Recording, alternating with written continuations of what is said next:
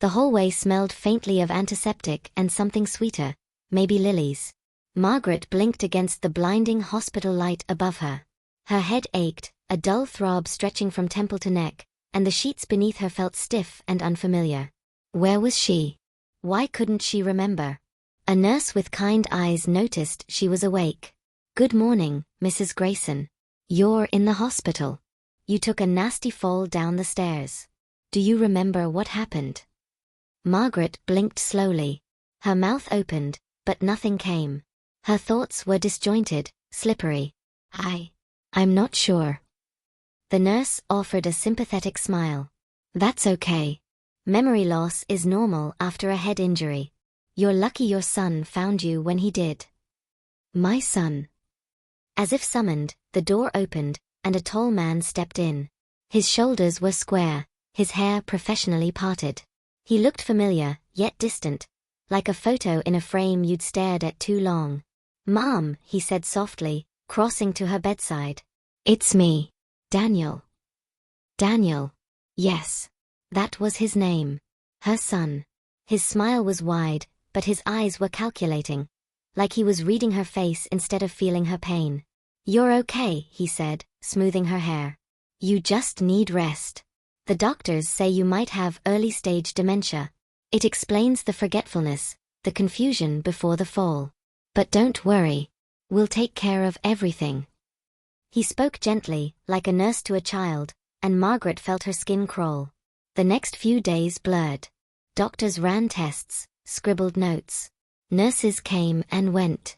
Daniel was always there, hovering, answering for her.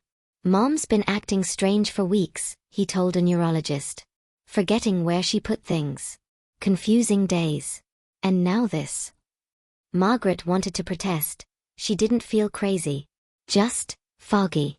Like something had been taken from her. But each time she tried to focus, the pain behind her eyes intensified. One afternoon, while Daniel stepped out to take a call, Margaret reached for her purse on the nightstand. It was heavier than she remembered. She opened it and found a set of keys, a lipstick, and a folded grocery receipt. And something else, a crumpled lottery ticket, faded and creased. She stared at the numbers. Something about them felt familiar. Important.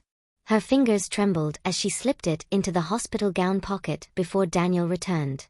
A week later, Daniel wheeled her out of the hospital himself. "We're going to a place called Willow Glen," he said.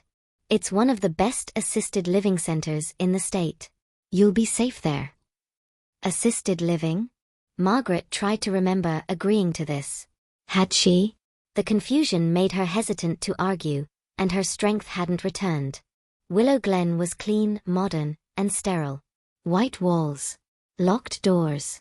A schedule for everything. Her room had a window, a twin bed, and no trace of her old life.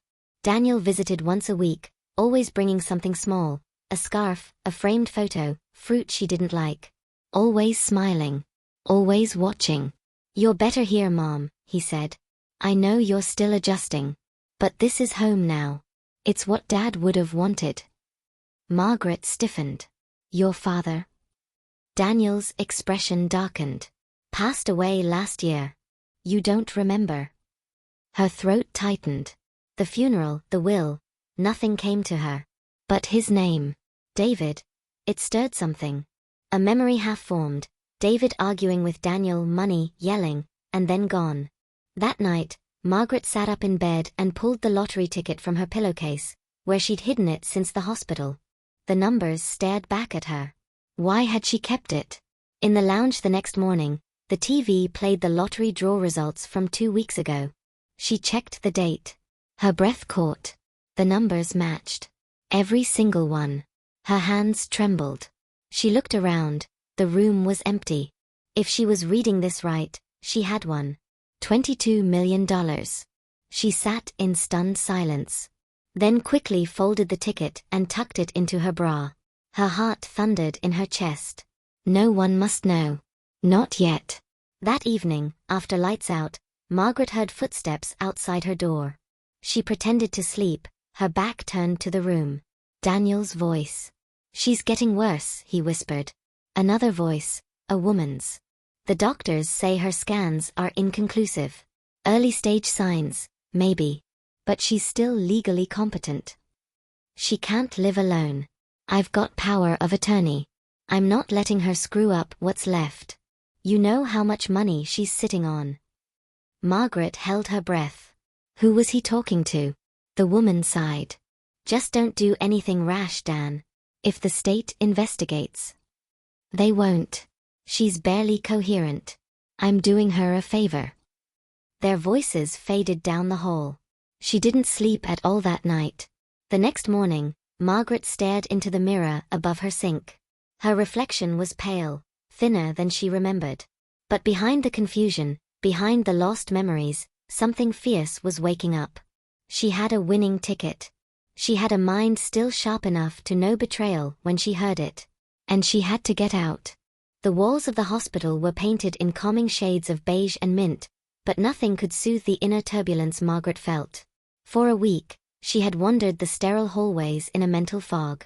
The doctors said it was retrograde amnesia brought on by head trauma from the accident. Names, dates, memories, all wiped clean like a chalkboard before a new lesson.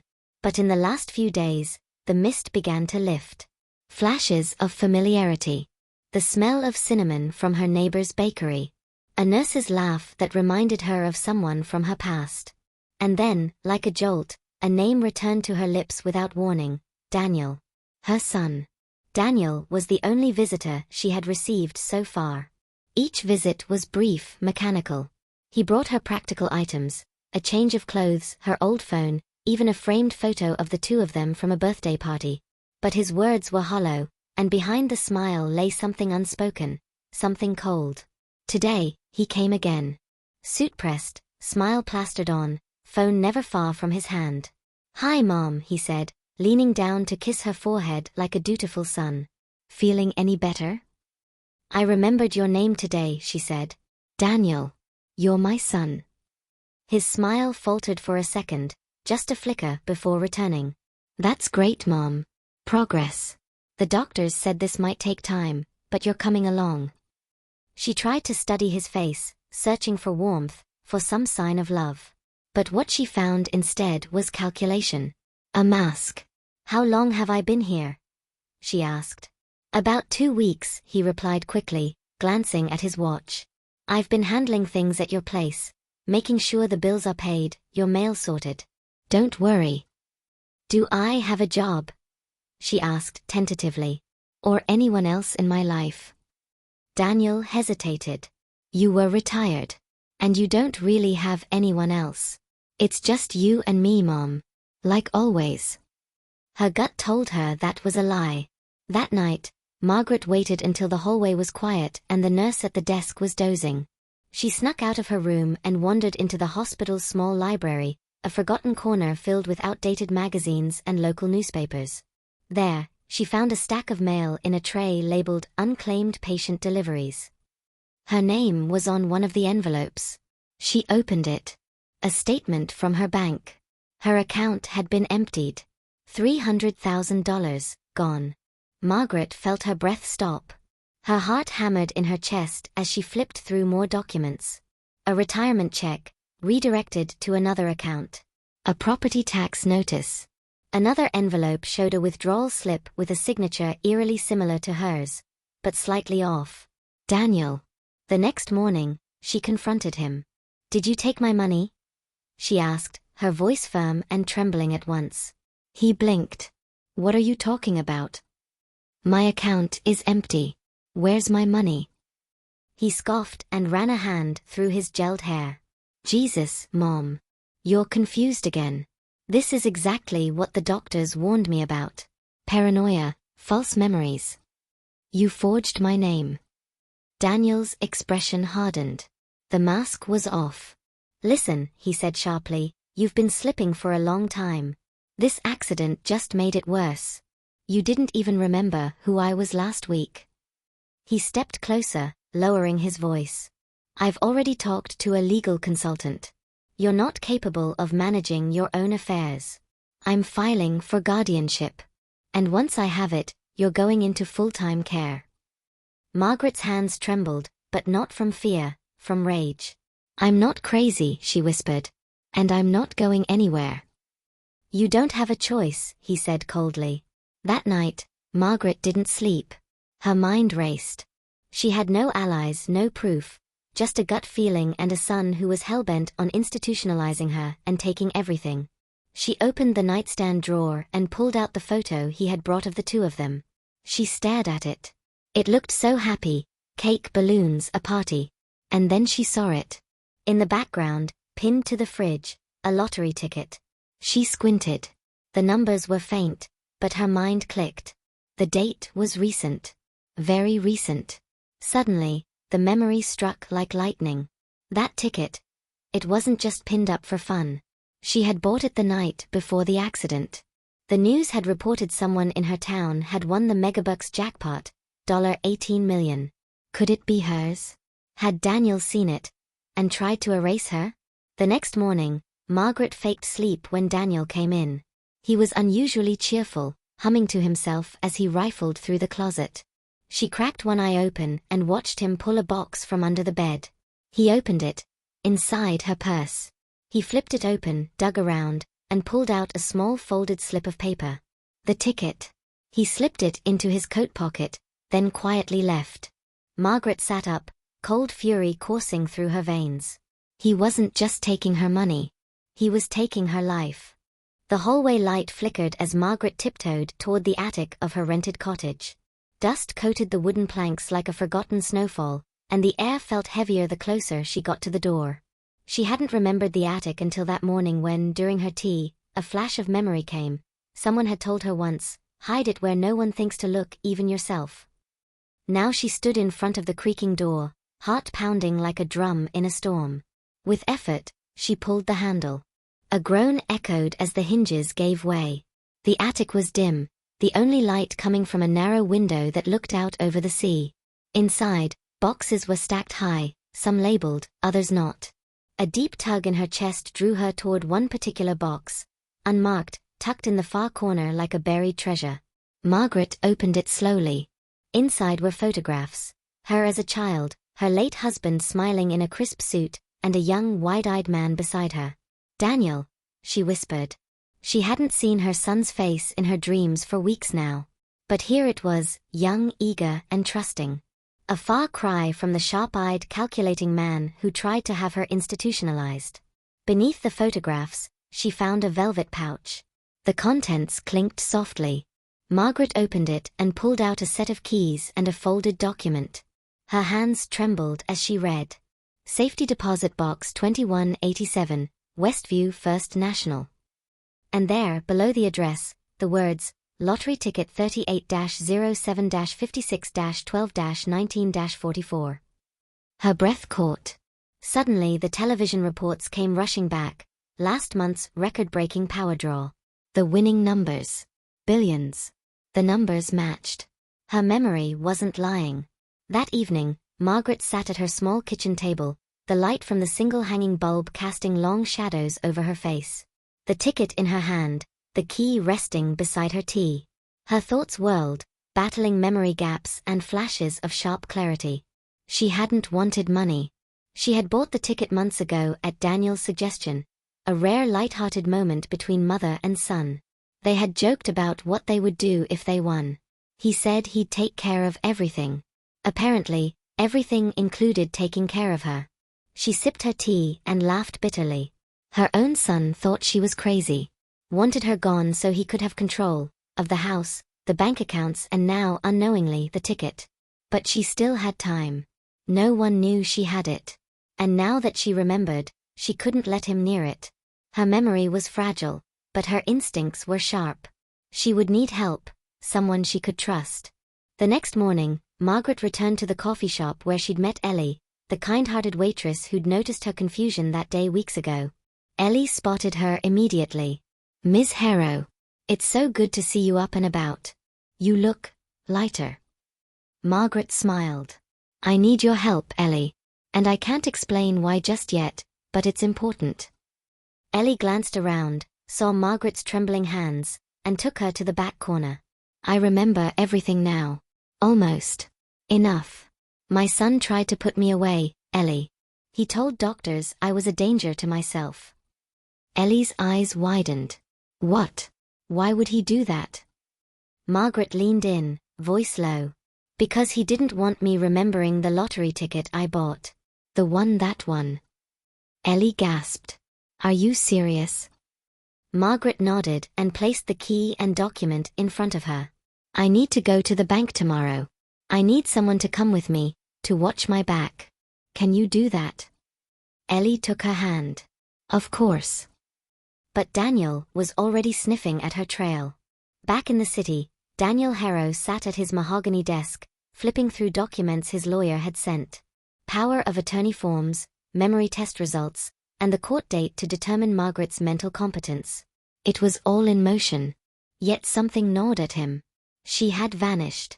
Just disappeared after the hospital discharged her. His phone buzzed. It was a call from someone at the estate office. Yes.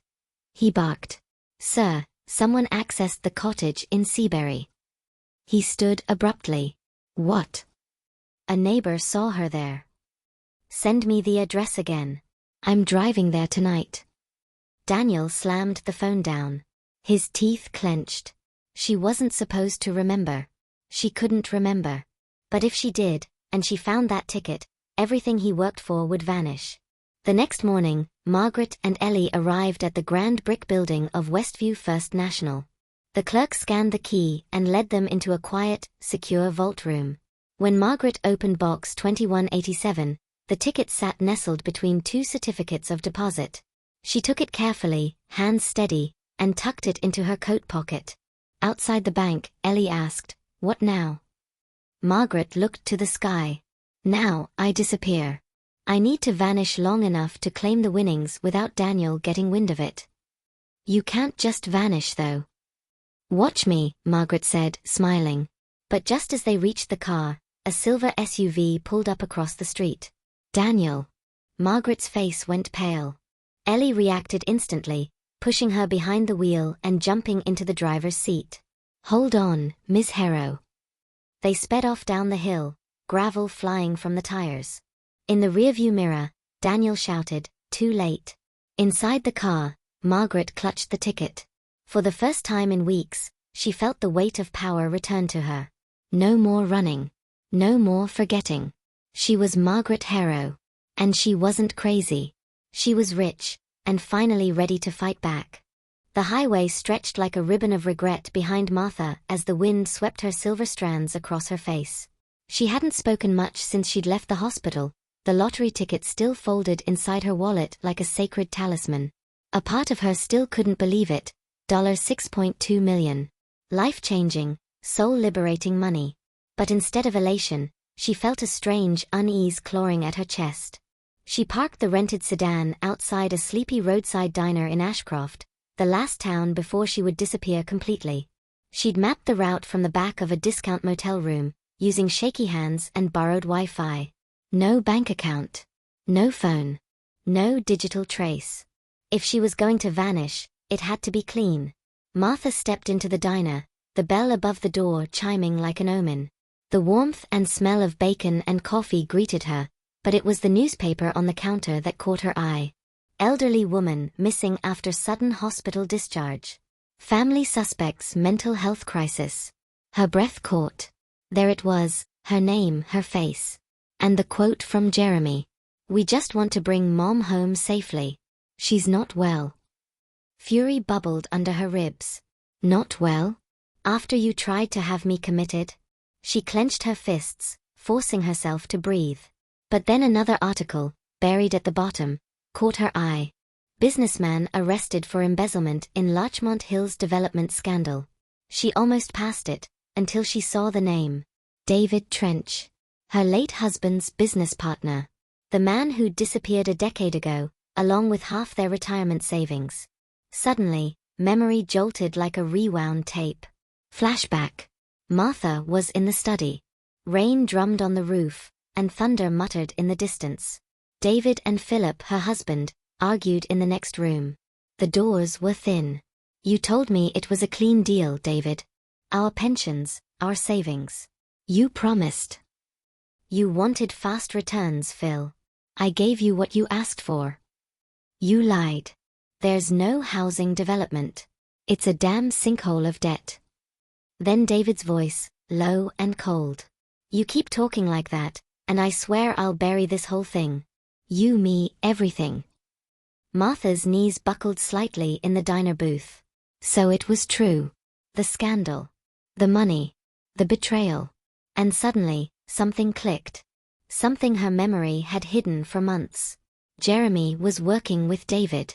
She remembered finding a strange envelope in Jeremy's room months before the accident. Bank transfer slips, legal-looking forms. She hadn't understood them then. But now? With her lottery winnings? It all made sense. Jeremy hadn't just wanted her in a mental ward to protect her. He wanted her out of the way. Her hands trembled. Her son had chosen greed over blood. Martha left the diner and drove without stopping for hours. She found herself at a rundown storage facility outside a ghost town. Something, instinct or memory, had brought her here. Unit 117. That was it. She keyed in the code, her anniversary. She was amazed it still worked. The door creaked open. Dust rose like ghosts. Inside, a safe, old filing cabinets, and photos. Letters. Financial records. Everything David and Philip had ever touched. And in a locked drawer, legal papers. A notarized confession. Philip had known about the fraud and tried to come clean. And the insurance policy. $2 million in life insurance, never claimed. Filed under her name. She gasped. Why had no one told her? Because the records had been buried.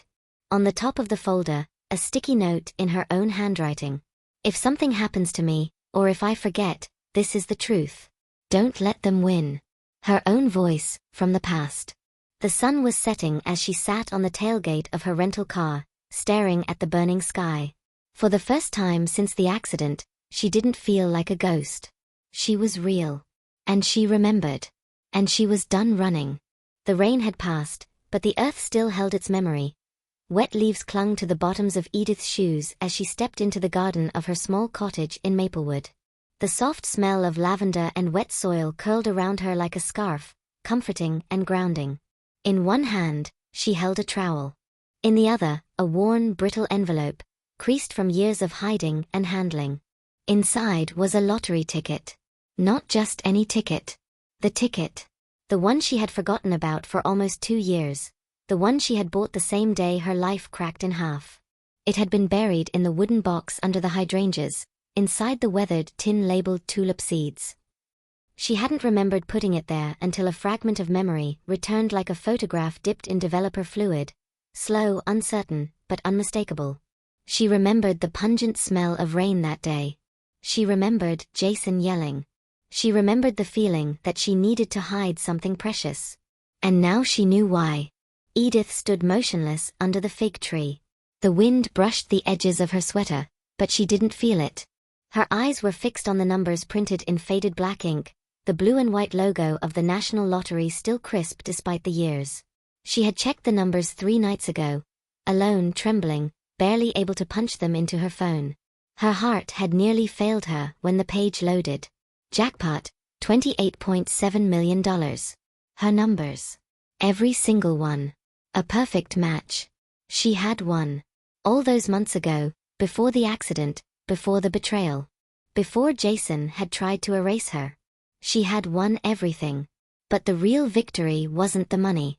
It was knowing he never got it.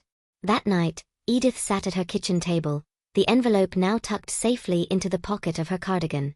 The kitchen hummed with a low glow from a single bulb overhead. She brewed a cup of chamomile tea, hands steady, more steady than they'd been in months. The cottage, small and modest, felt like an extension of her. Safe. Honest. Hers. It hadn't been easy to rebuild. Not after Jason tried to declare her incompetent, stealing her rights, placing her in that home. She remembered his words now, how sweetly they were dipped in honeyed concern in front of the nurses. She's not safe on her own. She forgets things. Sometimes she thinks I'm my father. Lies, each one. And she'd believed them, until her mind started reassembling itself, tiny shard by shard. The doctor had called it trauma-induced memory fog. But Edith knew better. It wasn't just memory loss. It was the result of being treated like a ghost in her own life. Like a nuisance to be managed. Her only son, the boy she'd raised through the fire and famine, had seen her as a burden. Or worse, as a wallet. And now, the wallet was full again. But this time, she held it. The next day, Edith made a call. "Hello, yes. I'd like to speak to someone about claiming a winning lottery ticket." "No, it's not current. It's from almost 2 years ago, but I have the original." "Yes, I'm aware. But I have legal reasons for the delay. There's a paper trail, and I can explain everything." A pause. She gave her name. "Edith Monroe." "Yes, that's correct." More silence. The voice on the other end said they would review the claim and call her back within 48 hours. Edith thanked them and hung up. She exhaled deeply. She was finally taking back control. Meanwhile, Jason sat at his expensive kitchen island in the high-rise apartment downtown. He twirled a spoon in a bowl of soggy cereal, his phone buzzing with unread texts and ignored calls. It had been 6 months since his mother disappeared. The private investigator he hired hadn't found anything except a note in her file from the memory care center that simply said, "Patient voluntarily discharged. Destination unknown." He'd assumed she'd gone off with a neighbor. Some church friend. Maybe even wandered too far and never came back. In his mind, she was already half gone. What bothered him most, though, was the nagging feeling that she had outwitted him. Not just with her escape, but with something else. He remembered the day he'd searched her old house, the second time, after she was admitted. He had looked in every drawer, behind every mirror. The will, the stocks, even the antique jewelry had been accounted for. But something felt missing. A whisper of something big. Something she wouldn't have told him about. He never thought it would be the lottery. 2 days passed. Edith received the call on a rainy morning. "Mrs. Monroe? This is Allison with the National Lottery Office. I'm calling to confirm that your claim has been reviewed and verified." Edith froze, the mug of tea halfway to her lips. "I'm happy to inform you that your ticket has been confirmed as the winning ticket from January 2023's $28.7 million drawing." A silence bloomed.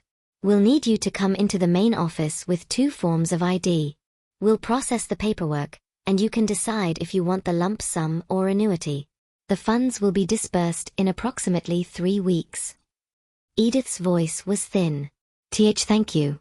I never thought this would happen." The woman on the phone smiled. "You're one of the rare ones who actually keeps their tickets safe for this long. Congratulations, Mrs. Monroe." It was done. The future was now hers to choose. But with that power came the question that had haunted her for weeks. Should she tell Jason? Should she let him know that she remembered everything, that she knew what he did, how he tried to institutionalize her, gaslight her, and erase her from her own story? Would confronting him bring closure? Or would it reopen wounds she finally had the strength to heal? Edith didn't know. But she did know this. She would never go back to being powerless. That afternoon, Edith sat at her typewriter, an old Remington her late husband had given her when she turned 50. She fed in a fresh sheet of paper and began to write. "Jason, I remember everything now. The lies. The signatures you forged. The conversations with doctors you had behind my back. How you tried to make me believe I was crazy. But I wasn't. I had trauma. I was grieving. I was lost, but I wasn't gone. You tried to bury me. But instead, you buried the truth. And I've dug it back up. I found the ticket. I won. Not just the money, but myself back. I'm not coming back into your life. You made your choice. I'm making mine now. Goodbye, Mom." She folded the letter slowly, sealed it in an envelope, wrote only one word on the front, "Jason." She didn't mail it. Not yet. Instead, she drove to a nearby park and sat on a bench near the rose garden. A mother was playing with her daughter nearby, laughing as they chased pigeons and bubbles. Edith watched them, the envelope heavy in her purse. She thought about who she used to be. About the mother she had been. strong, soft, full of sacrifices. About the son who had once cried in her arms after scraping his knee, who had clung to her at night when monsters lived under the bed. She thought about the moment he changed, from her boy to a man who saw her as an inconvenience. What had broken in him? Had she failed him somehow? Or had the world taught him that love was a currency to spend? A soft wind blew across the bench. Edith closed her eyes. When she opened them, she reached into her purse, took out the envelope, and let it drop into the trash. He didn't need to know. Not now. Because the real victory wasn't telling him. It was living without him. Back at the cottage, the sun dipped below the hills. Edith lit a fire in the hearth and poured herself a glass of red wine. She sat in her armchair, ticket locked away in her desk drawer, a passport and a one-way flight to Florence booked for next month. She wasn't running anymore. She was choosing. And the world, after so many years, was finally wide open. The gentle sound of waves lapping against the docked boats echoed through the marina. Seagulls called above the cerulean sky as the sun painted the sea gold. Martha stood at the edge of a small pier, barefoot, the cool wood beneath her toes grounding her. In her hand was the lottery ticket, creased but protected inside a waterproof pouch. The same ticket that changed everything. Her name had been released to the public a week ago. The media circus was short-lived thanks to her lawyer's strategic moves and a quiet donation to a children's hospital that bought her goodwill. She wasn't interested in fame. She had something far more sacred in mind, healing. Behind her, a voice called softly, "Mom." Martha turned slowly. It was Alex. He stood awkwardly a few feet away, his once polished suit replaced with jeans and a plain t-shirt. There was no trace of arrogance. His shoulders were slightly hunched, his hair unkempt. He looked more human than he had in years. "I wasn't sure if you'd come," Martha said, her voice steady. "I wasn't sure if I should," Alex replied. "But I needed to." There was silence between them, punctuated only by the rhythmic lull of the ocean. "You wanted to put me in a mental institution," she said plainly, without accusation, just truth. Alex nodded, shame flickering across his face. "I thought I was helping. I thought I was protecting everything. But I see now, I was protecting myself." Martha didn't respond immediately. She turned back toward the water. "Do you know what I remembered while living with Mary?" she asked. "Not just who I was, but who I wanted to be. The laughter we shared before your father died. The way we danced in the kitchen. The feeling of being needed, not managed." Alex's voice cracked. "I forgot who you were too. I turned you into a burden instead of my mother." Martha sighed, her back still to him. "I was angry," he continued. "But also terrified. You were slipping away. And I didn't know how to hold on. I handled it like a coward. I signed that commitment paper like I was closing a business deal. And I'll never forgive myself for that." She finally turned to face him. "You don't have to carry this guilt forever," she said. "But you do have to earn your way back into my life. That starts with truth." Alex nodded. "I've stepped away from the firm. James and we're done. He was always pushing the narrative that you were too much to deal with. I listened because it was convenient. I didn't want to slow down and actually feel anything." Martha's eyes softened. "And what do you feel now?" "Like a failure. Like a son who forgot how to love his own mother." They stood there, the rawness of the confession lingering in the salty air. Martha stepped closer and reached into her pocket. She pulled out a folded photo, one of her, Alex and his father, taken on the porch one summer morning when Alex was no more than 6. He had chocolate smeared across his mouth and his father was laughing. "I carried this for years," she said, offering it to him. "Because I believed we could find our way back to that boy. Maybe we still can." Alex took the photo, tears threatening to spill. "I want to try," he said. "If you'll let me." Martha nodded. "Trying is a start. But don't do it for the money. Do it because you want to know the woman I still am, not the one you feared I'd become." He looked up at her, genuine. "I do." That evening, back at Mary's seaside cottage, the 3 women sat at the kitchen table. Martha, Mary, and Evelyn.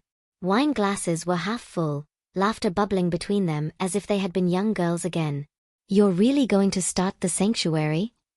Evelyn asked, eyebrows raised. Martha smiled. "Already bought the land. It's not just for memory loss patients, it's for women like us. Women told they're too much, when all they are is tired of being ignored." Mary raised her glass. "To second chances." They clinked glasses. Weeks passed. The sanctuary took shape, a beautiful estate surrounded by trees and water, with winding walking trails and cozy cabins.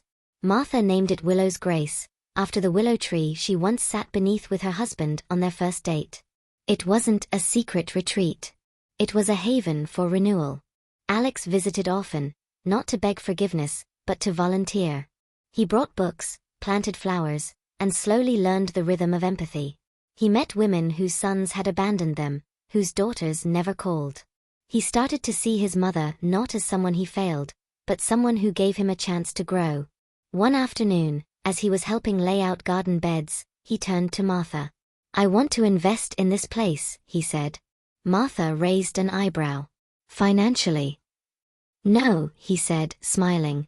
"I mean, with my time, my skills, my heart." Martha placed a hand on his shoulder. "That's the best currency." A year passed. Martha's story became something of a legend. The woman who won the lottery after being abandoned. But few knew the deeper truth. The lottery wasn't just money, it was memory. It was reclaiming her identity, her strength. One sunny spring morning, as the sanctuary buzzed with new visitors, Martha walked out to the dock, the same one she had stood on the day Alex returned. A soft breeze kissed her cheek. She closed her eyes, remembering. The fear. The betrayal. The helplessness. Then the fire. The resolve. The freedom. "I remember everything now," she whispered. Not just the past, but who she had become. She had left behind the version of herself that was afraid. The one who had to beg to be believed. She had left the confines of a nut house they tried to trap her in. She had left with the winning ticket, but more importantly, with the will to live on her own terms. And that, she thought, was the greatest prize of all.